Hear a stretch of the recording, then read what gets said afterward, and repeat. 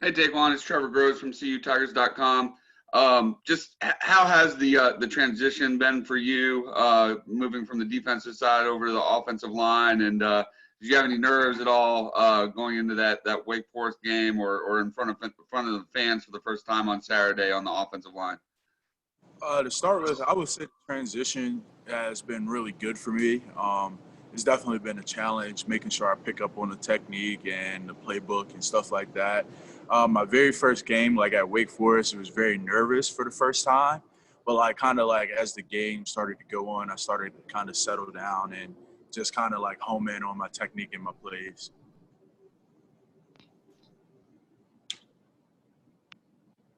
Most people theorize that when a guy moves from defensive tackle over to the offensive line, that he brings kind of a different edge or nastiness to that side of the ball. Would you agree with that theory? Yeah, I would definitely agree. I mean, especially like our offensive line, especially this year, that's kind of something that we wanted to work on is becoming a better unit to kind of be more aggressive and more nasty and kind of get that label put on us as kind of being nasty and put our hands in the dirt, line up against anybody and pretty much just dog whoever steps on the line.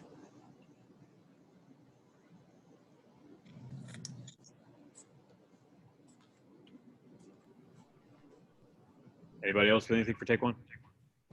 Yeah, hey, this is Todd Shaughnessy in Spartanburg. I'm wondering about, can you compare the skill sets that you have to use on both sides of the line? How do you use one against the other? So going over the offensive line, it's a lot of kind of thinking, especially like coming from defensive line. If you really paid attention as a defensive line, you'll understand as an offensive lineman what the defensive lineman is going to do. I would say the big emphasis that you kind of have to work with is both is keeping your hands inside and being the first to kind of get inside the pads. That would be something I would say transition from both. It's very different technique and a very different skill set that you'll need for both. And I would say your hands are the key that is going to help you throughout kind of like transitioning over. So that's something that I still have to work on is work on my hands, getting inside and just kind of getting them high and stuff like that. Hey, Taquan, it's David Hood with TigerNet. Making the move, obviously, you start trying to build relationships with guys on the D line. Now you're having to go up against them every day. Is there a friendly rivalry there? And anybody that you kind of have a nice relationship with, but you like bumping heads with? Oh, I would say it's definitely competitiveness that goes on, especially like moving over.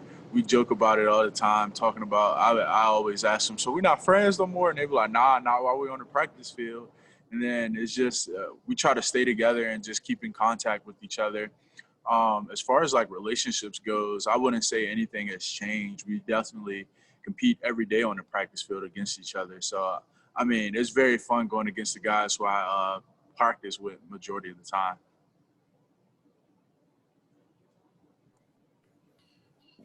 Take one is Why Trevor is it again. that Oh, go ahead, David. why is it that wrestlers make good offensive linemen? I'm not sure. It is a lot of us that wrestle on offensive line. I'm not really sure why wrestlers make good offensive linemen. I'm not really sure about that question. Take one. How have you had to manage your weight? Have you had to manage it any differently moving to that side? And was it difficult or challenging during the off season with the COVID going on? As far as like weight management, it's definitely a big issue that I have to kind of home on to. It's just making sure I'm eating the right things on my off days. I'm eating the right things once again, and just kind of keeping my conditioning up to combat maybe overweightness and stuff like that. But I definitely try to monitor my weights to make sure that I'm being able to play efficiently at my weight. And it's definitely, especially like over the quarantine, it was very hard to kind of home in on my weight management. So yeah, it was pretty difficult, especially kind of being alone and stuff like that. But as like I kind of got back into the flow being here, it was a lot easier, especially having the nutrition staff, stuff like that, being able to kind of help me along the way to decide what to eat and what not to eat. Where did you go after everything was kind of shut down? Did you go back home towards Baltimore or stay around here? What did you do? I had went back home towards Baltimore. I stayed with my legal guardians.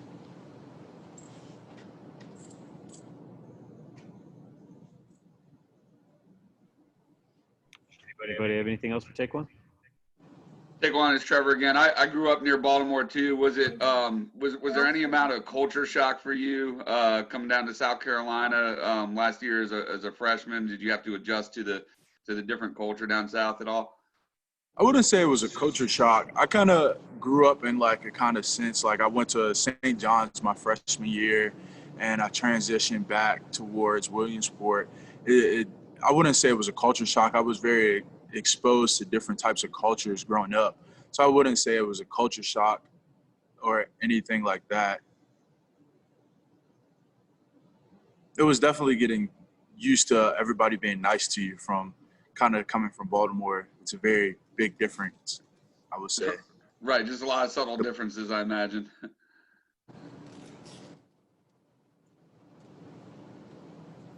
Tayquon, can you talk about what it's meant to you to be a Paul Journey ambassador?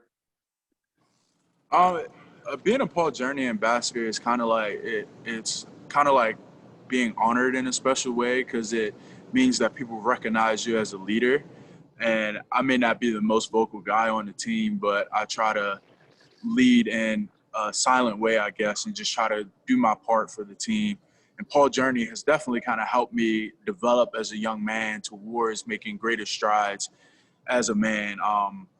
Just kind of like doing some of the things that they do, like community service. I love going out and helping the youth and trying to like people like me that have a long story to tell and just kind of trying to be there for someone. And Paul Journey has kind of like allowed me to do those kind of things, even though we do community service with our team. But Paul Journey is kind of like the community service on steroids, or whether it's talking about how to build your social media platform, or whether it is how to do an interview or stuff like that. So it definitely has helped me in a very long way, more than I'll probably ever know.